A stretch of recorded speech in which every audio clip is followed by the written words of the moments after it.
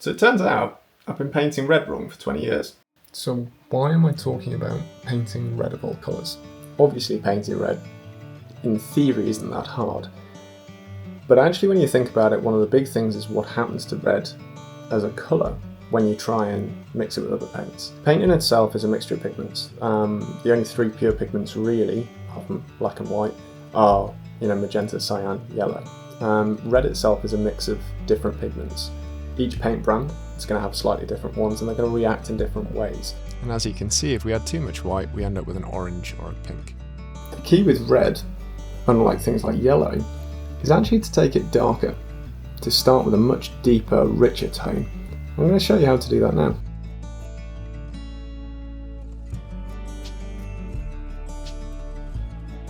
A really simple process, don't need many paints, and I'll take you through it.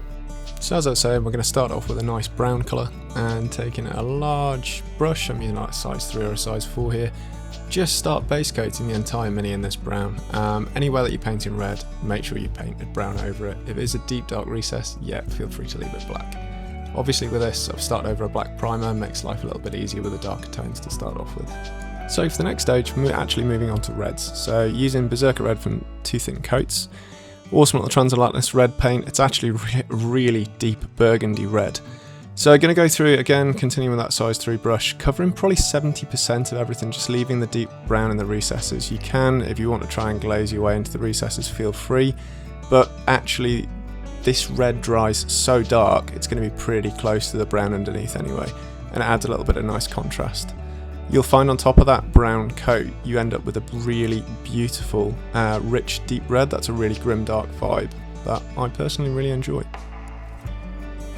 Again, time for a mid-tone, using 2 thin coats Sanguine Scarlet.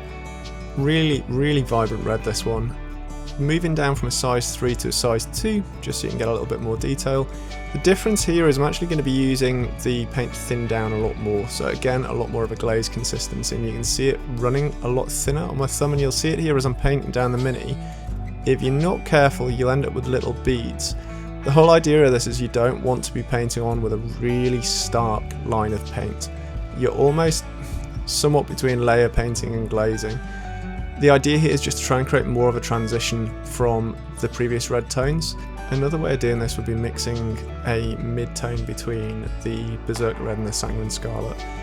But again, there's ways around it. It depends on how you like to paint. You will be asking though, why are you using triads? Why bother with a brown? It won't make a difference. Honestly, try it out in your own minis and you'll be surprised how much of a contrast there is when you don't use a brown. Next colour, Demon Red. This is a paint that you want to use very sparingly. As I said before when we first started about you start highlighting up that, dark red will end up with an orange or a pink. If you use too much of this, it will start looking desaturated and quite a bright pink colour. So use it sparingly. And that's it. Time for a quick reveal of the minis.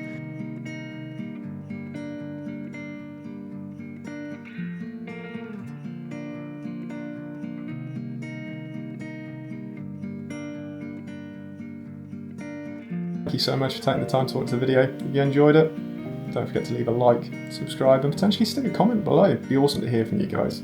See you again next time.